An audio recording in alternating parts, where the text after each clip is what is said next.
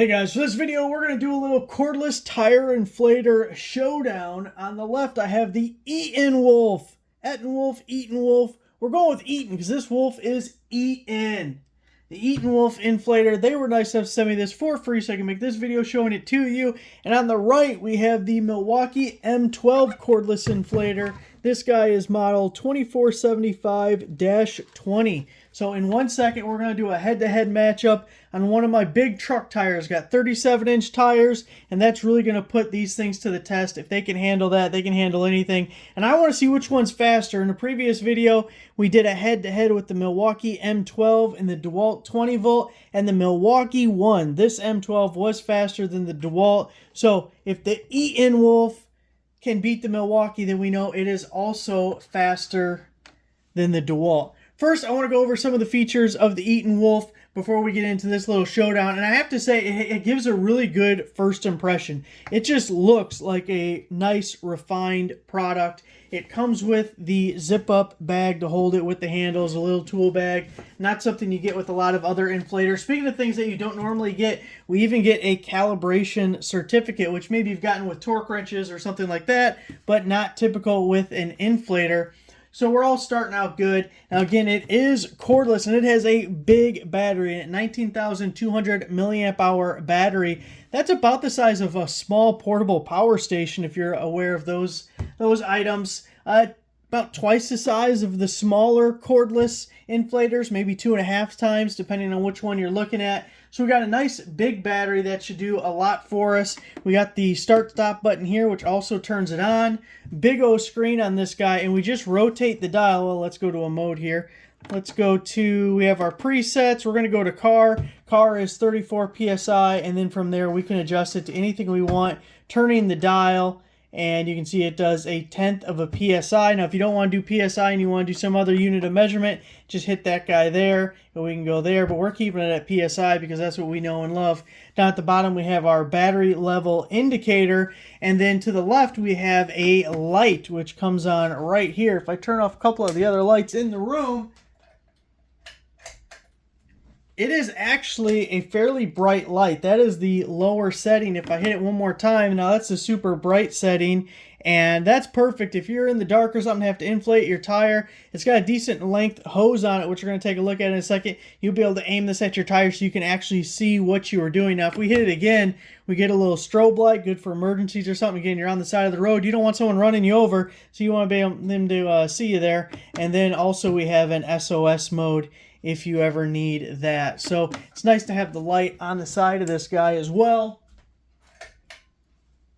Now, it does high volume or high pressure. It does both of those inflations. So if you look at the back here, we have our high volume hose that is all tucked away on this back channel, and you can inflate or deflate with that. You just stick it in there, give it a little twist with this guy right here, and we're doing our inflating or deflating with our high volume. And then we also have the high pressure hose, which is what you're probably more accustomed to using with tires and such, and it's wrapped all the way around here. We just bring it on out, and there we go. That's the end of it. So nice little, boy, it's got to be a foot, maybe 18 inches long on that hose.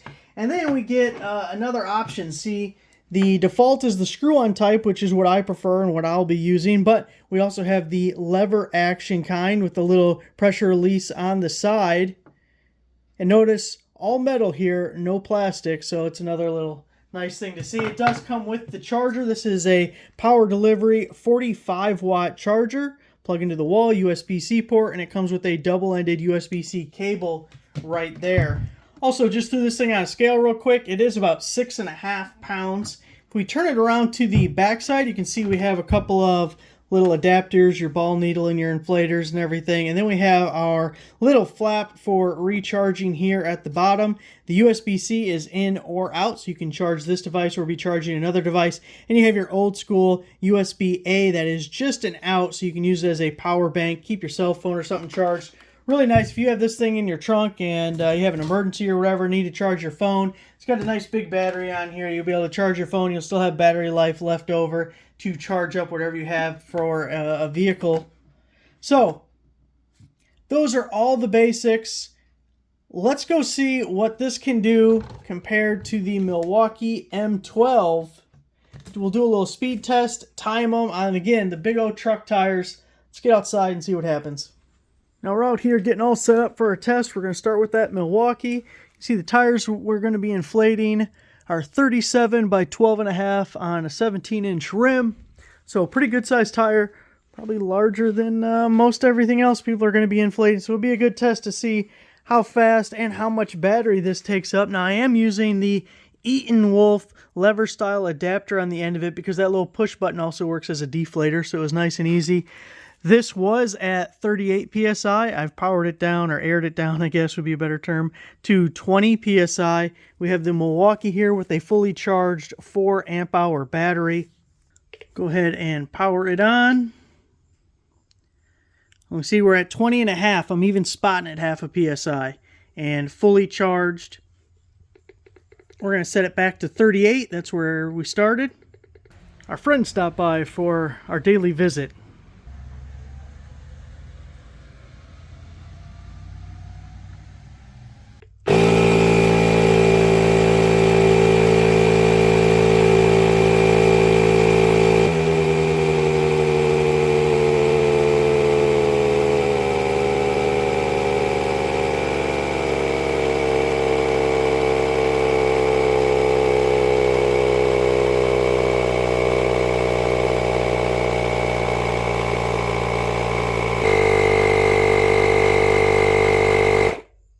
Kind of interesting, it got to 36.5 and just shut off. We never did get to 38. The battery level is half dead. This doesn't give any indication if it overheated, and the battery is not hot. Let's see if we can get it to finish off the last couple. You know what? The inflator itself is very hot, so it wasn't the battery, it's the inflator that's overheating. Now it's the ETENWOLF's turn. Using the same setup, you can see the cord's nice and long. If our valve even was at the top of the tire or anything, we'd be able to reach. Some of them give you real stubby inflation hoses, so you can't reach to the top. Now I said this one at 36.5 because that's where the Milwaukee shut off on us. So we'll time at least to 36.5.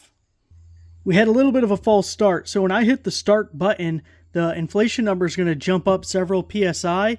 It's not that it's at that at the moment. Oh, we got a little bit more out. It's that as soon as you stop it or pause it, it'll go back to reading the right number. So we'll just see what happens when it stops at 36.5, what happens to the number. But we're at 20 and we're going to start.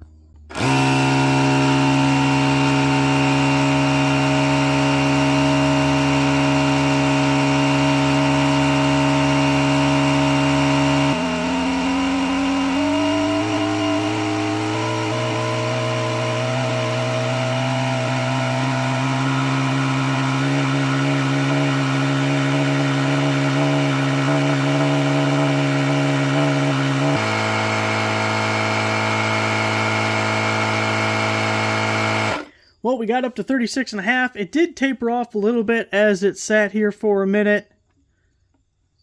Now let's bring it up to 38, where it was before.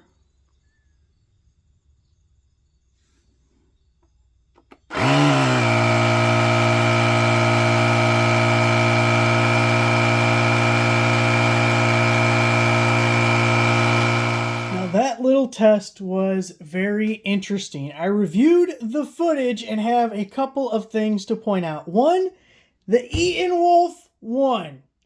It got it done in 7 minutes, almost exactly 7 minutes. They gave us nice round numbers for both, which I appreciate.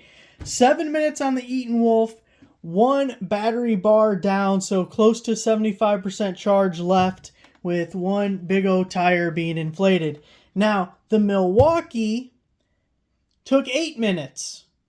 So it took 1 minute longer than the ETENWOLF. And here's the thing. I thought maybe it overheated and that's why it turned off at 36.5.